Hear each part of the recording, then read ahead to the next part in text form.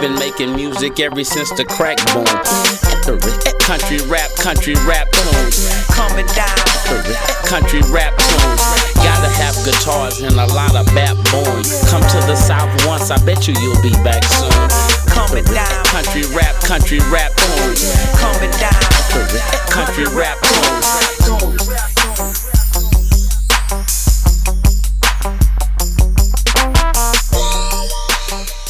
Already, man. What's up with it? This your boy Cory Mo back off in this thing one more time for the Country Rap Tunes podcast. Download the Country Rap Tunes app if you ain't got it already. I got a special guest in the building. Super duper producer face ass. You dig? Motherfucking Cassius Jay is in the building. What's going on? What's up, homeboy? How you doing, man? What's going on? The legendary Cory Mo. Watch out, man. You know what I'm talking about? Nah, that's the truth. So yeah, man, we gonna get right into it, man. What part of Decatur are you from, man? Zone 6, Candler Road. Oh, okay, you from Candler? Candler Road, man. I was born off Candler. Okay, so you was really around the corner for real at the I lived off Miriam Lane in Tony Valley. Oh shit. Then we moved over, you know what I'm saying, across over to McAfee. But yeah. Man, boy, your ass was fucking walk to that corner and disappear. Nah, by then I had a car. Like damn. But I used to walk through the neighborhood, didn't know that was your house. I was familiar with the neighborhood. That's crazy. I used to walk up and down them streets. You know all the back roads through Tony Valley and stuff. So who had brought you to my studio the first time? Was that OJ or was that I don't know who you came over there with? It was my boys from high school. Dirt, Faye, Tal, probably Jawan. Oh, okay. Ra, so one of them cats from high school. It was one of them. When did you start playing in church? When I was 15. 15 years old. What you played? The organ or the piano? That's why I started on the organ. What? And then I learned how to play the piano and realized they were two different instruments. Damn. Mm-hmm. So you just realized pimping 15 years old. 15 years old, making $500 a Sunday. Are you kidding me? No cap. That's real live pimping right there. Church boy. So when exactly did you meet Zay? I met Zaytoven at church. For real? At a musical. The same church? Not the same church, but at a church. It was a church musical, and Zaytoven pulled up. And I was on the organ, and somebody said, man, there goes Zaytoven. I look. I said, cool, that's what's up. But at that time, I already had a placement with Justin Bieber, so it didn't even matter. I didn't care who he was. I was like, cool. Damn. But me being the guy I am, I got up, shook his hand. And when I shook his hand, I realized he was a cool ass nigga. So after I knew he was cool, Zay whole thing was he wanted to learn how to play the piano better or the organ better. My thing was I wanted to be a producer. Yeah. I want to get in the game all the way. Okay. And that's how we linked. I would teach him chorus or whatever. That's he would dope. show me how to work the MPC because I never knew how to work the MPC until I met Zaytoven. That makes so much sense. That's dope. Okay. So like as far as the Justin Bieber placement, how did that go? Because was Boys to Men on that song too? Mm-hmm. Man, what the? Who? How did that happen? My boy used to play for him. So all my homies are either musicians or producers, all of them. And one of my homies, close friend, Bernard Harvey, he go by B. Harv. Him and Pooh Bear actually working on Justin's project now. He called me one day, was like, Justin needs some beats. And I was like, you could get them to him? He's like, yeah. I was like, who gonna write it? He's like, don't worry about it, just send it. And I just sent it on some humbug, and it happened. What? And they used a drum loop that belonged to somebody else, and I played the keys around, and then next thing you know, nigga called me like, boy, we got a placement with Justin Bieber. What? And from there, we just always stayed cool with him. First Jermaine's placement with Justin Bieber, like, how do you come out of How do you do that? Who does that, dog? God. It was all in God's divine, to be honest. So it just happened. That was the first one. Straight up. So what? You had went on tour with Dream back in the day, right? Dream. You played boards for him. Played keys. I was like the MD. So over the band, we structured the whole show or whatever. Me and Jay Troy. What? Pastor Troy brother Jay Troy. He used to play bass. He the one put me in the kid. Shit. Mm-hmm. See, that's some more good game folks don't know about right there. Oh yeah, Pastor Troy. Parents are really pastors. That's how I met him and Jay Troy at church. What? At church, man. When we built our relationship, and he said I got to get playing with the Dream. Everybody knew who the Dream was at the time. Yeah. So I took the gig. Me and the Dream started working on stuff, and then that just turned out for me playing from the Dream to Akon, from Akon to why don't I play with so many artists? I can't even think of all their names. Damn. Who else? From Jazzy to CeeLo. Okay, so you been on tour with Akon too? Yeah. So what's the most cities, I guess, in a tour that you've done? The whole world. It's like Damn. Well, let's say the major cities. I lie if I say the whole world. All the major cities in the United States, they tour. So every city you could think of where there's a basketball team, I've been there. That's Damn. the truth. Now that just summed it That's up. cold. Because every city don't have a stadium, a basketball stadium or a Right. football stadium. So Right. they can't tour in those cities. Yeah. So it got to every be a stadium. I traveled the whole world by the time I was 22. I had done travel the whole world off just playing the keyboard alone. So that's before even producing that's it cold. started. Yeah, that's before producing that started. I already had done travel the world just off gospel music and playing for the worldly artists, secular artists. Damn, that's cold. Mm-hmm. And you done records for August, I've seen. Tory Lanez, Jeezy. What are songs you did for Jeezy? Oh man, I did Holy Water. What? Notice everything got to do with church. Started off in the church. Yeah. I toured the world for the church and the other jokers and get a song with Jeezy. This Church in the Streets. The album was Church in the Streets. Yeah. And I did Holy Water on there. That's And then cold. I did some songs on his mixtape too. I put Pee Wee and Offset and Q on the song for him one time.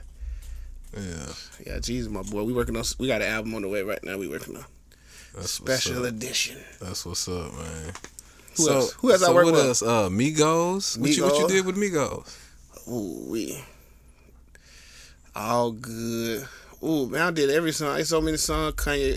It's a whole list of them. I couldn't even tell you. What? Like I have at least 10. I need to go 15 back and songs. study Yeah, your catalog, I got a whole bunch of songs man. with Migos. I would lie to you because I couldn't even tell you all the songs. I would have to too cold. Yeah, I was with Migos when they first started. So that's weird right there because I couldn't name all those songs.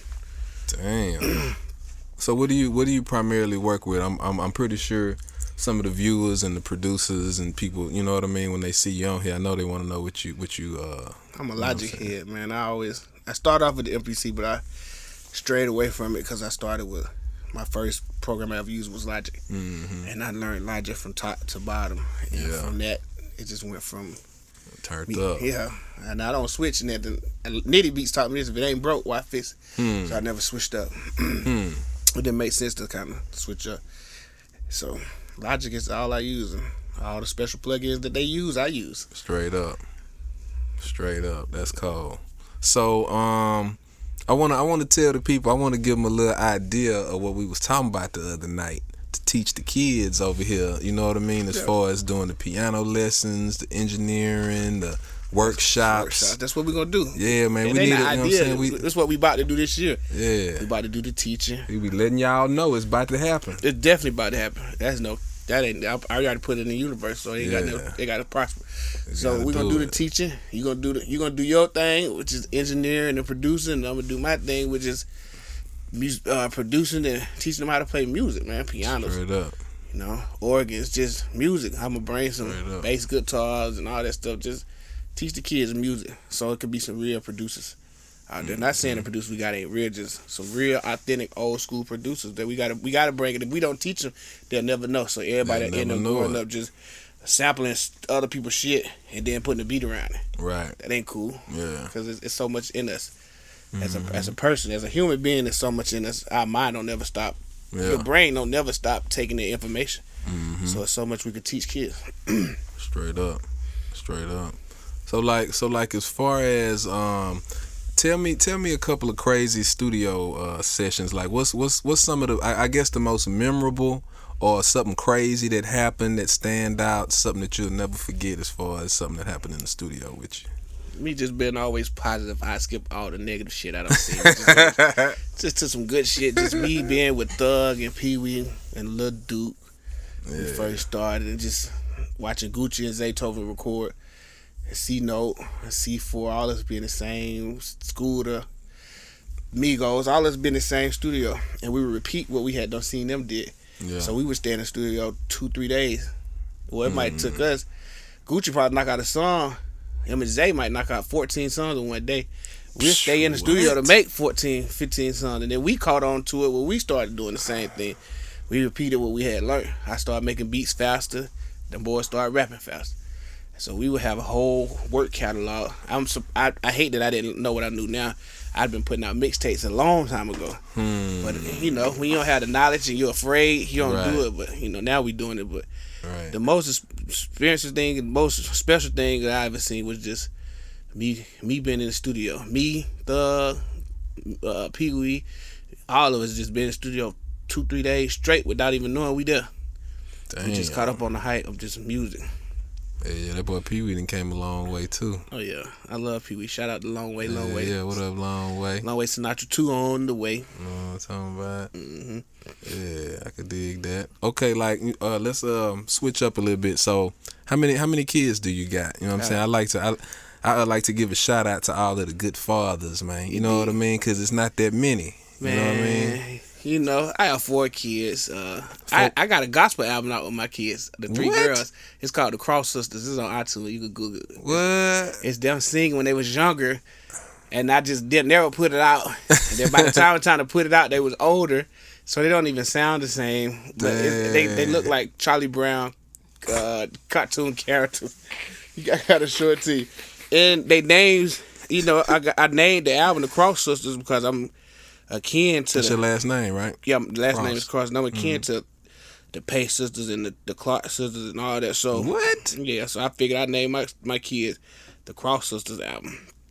Oh, you related to the Clark sisters? Yeah, man. Are you kidding me? I was a real church boy. Well, you are the church. So that's the okay. album. Yeah, that's dope. That's dope. So I did 2 of them. You see, you know, just to get them a front and back cover. That's hard. But at the time they were so young. But that's hard. I got 4 kids, 3 girls and 1 boy. Dope. Yeah. So what albums inspire you the most as far as stuff that you've listened to multiple times throughout the years? Something you always go back and listen to. Whether it's a song or an album or a specific artist. Man, it'd be so weird because you wouldn't even believe it. I listen to like Prince. Bobby Brown, New Edition, Guy, Aaron Hall, R. Kelly. It'll be so weird for me to tell you. Like, none of the other stuff ever inspired me. Not even the stuff, and it's just been real stuff. After I make it, I don't never listen to it again. I go on to the next one. And I always go back to the old roots of music, which is melodies and music, guitar playing and heavy strings and heavy synth, because you could they was playing arpeggios and stuff back then live that you could always take and make a trap beat around, or you know, we just heard Ayo Teo play some stuff similar to Prince. It's like, how did you do that? Yeah. So you could tell like that music, that's the like foundation of music right there. Yeah. So James Brown, I love James Brown. Like I'm like a soulful guy. That's why a lot of my beats be soulful. Yeah. Cause I love soul. So if I listen to the stuff that's going on now, I lose touch with who I am or what I am as a producer. Cause I be trying to keep up with the next guy. There you go. So I always stick with what I know, and that's just some good old gospel and some soul. That's what's up. Yeah.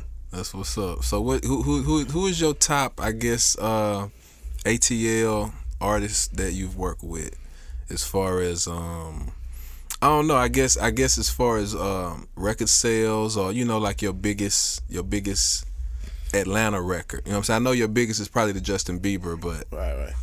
Well, my biggest Atlanta record would have came from Bankroll Fresh.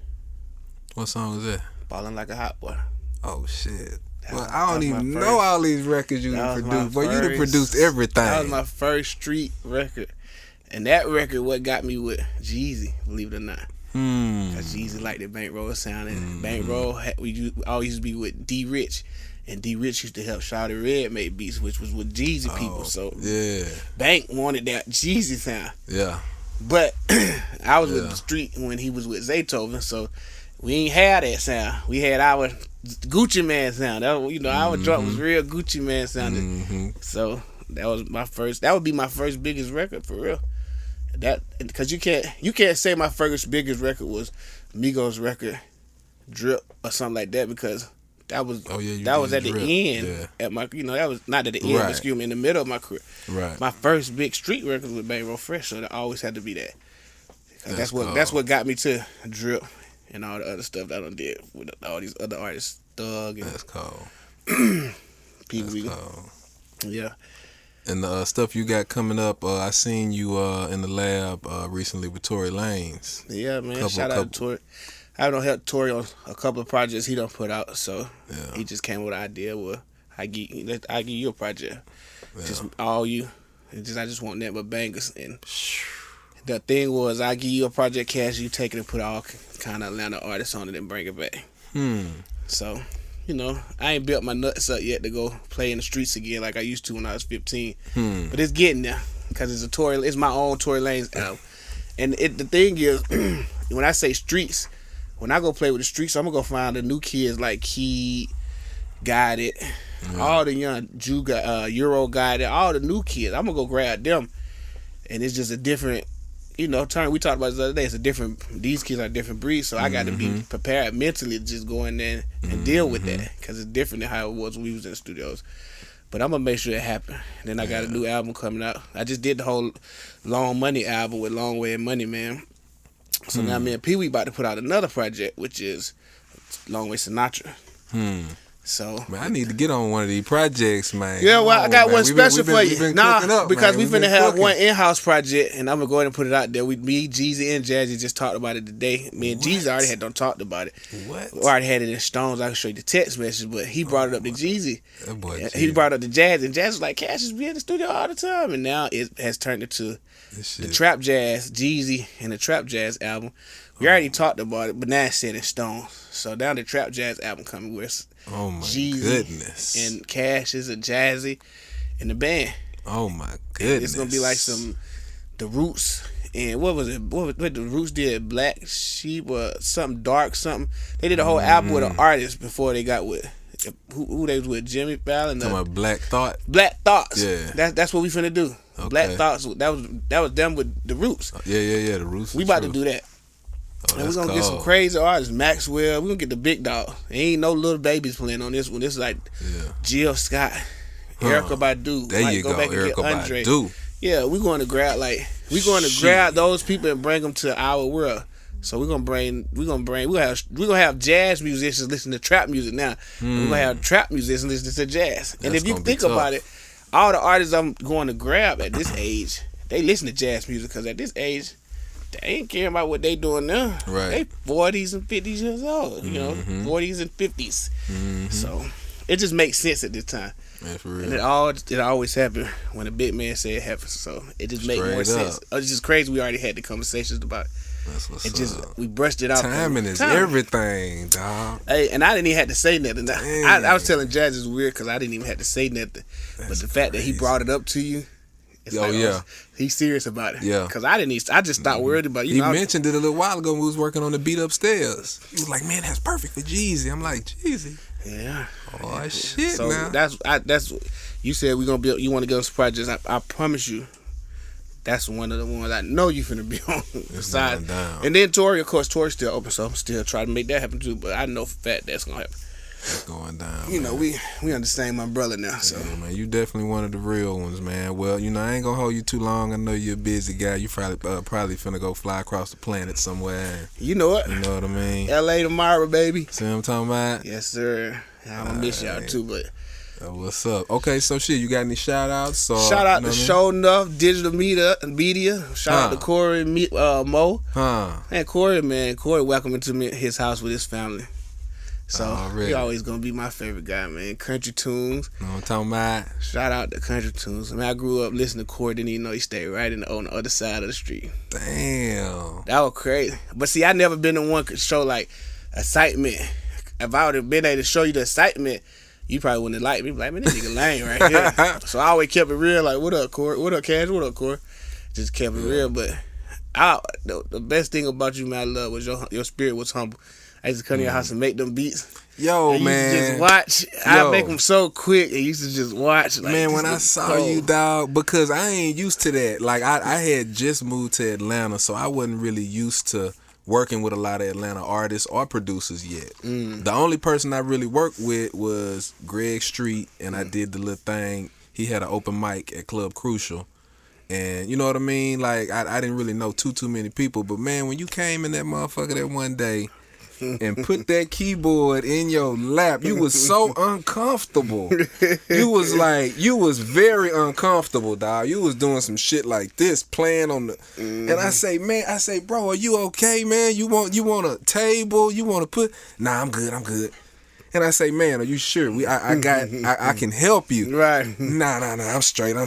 That's what made me dope. And I was like, this nigga. What made me dope in my industry, I didn't want to be around all the street gangsters and all that stuff. I didn't know, because when I walked in the studio, you got to think. The truth, man. Yeah, you got to think when I came to the studio, some gangsters invited me. So it's like, straight up. Here we go. I don't know what's finna happen. I was in the studio when the doors got kicked in, nigga raided the house and stuff. It's like, so it's like, he never just knew.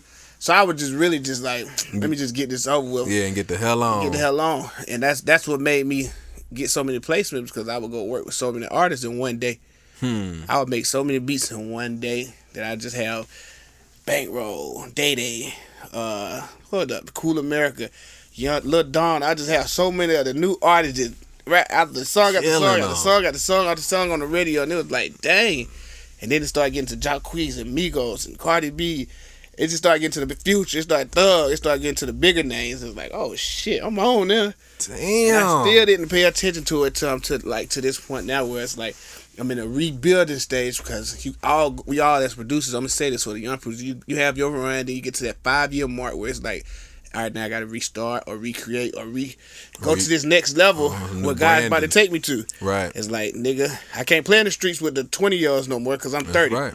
So it's like, we all go through that phase, and I'm just excited to see this next phase of me too, boy. Because I know it's going to be something awesome, because everything I done did was awesome. Yeah. And not even patting myself on the back. I'm just being real. Everything I ever touched was just dope. So I'm just ready to see the new phase, man. But shout out to Cory Mo. Thanks for the love, I appreciate the love, man. And hey, what you got to say to the up and coming producers? As far as some inspirational, I guess. Hey man, stay positive, stay humble, keep God first. Never forget where you came from. Try to help as many people as you can, and stay pushing, man. It ain't no give up. You can't give up doing music, because who can make 20,000 off one beat? Who can make 15,000? Who can make 50,000 off one fucking beat? That's somebody's salary for 1 year. Up. So don't quit. Never give up. Never let the world or the street scare you from what you know you're supposed to be doing. Just stay prayed up. Stay going. Tabernacle preach. And shout out to Cory, because Cory didn't think I was going to do the interview. He thought I was that boozy. That boy pulled up. I appreciate you, man. It's always love, man. It's always love, man. That was classic. That's what it is. Country rap tunes. Shut.